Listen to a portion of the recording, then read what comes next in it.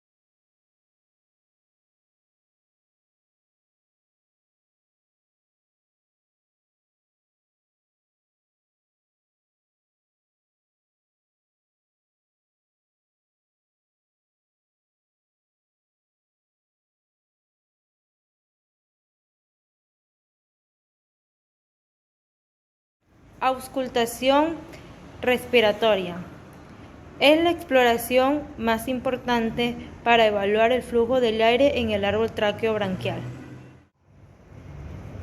Inhala. Exhala. Inhala. Exhala. Con esta técnica podemos evaluar el flujo del aire por el árbol tráqueo-branquial. La auscultación cardiovascular consiste en escuchar de manera directa o utilizando el estetoscopio el área torácica o abdomen.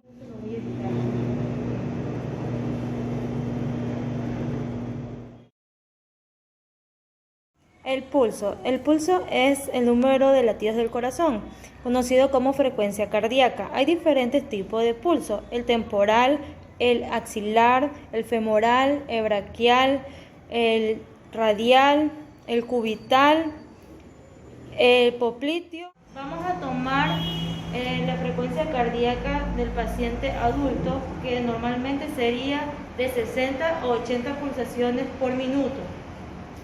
Empezamos. Pulso radial.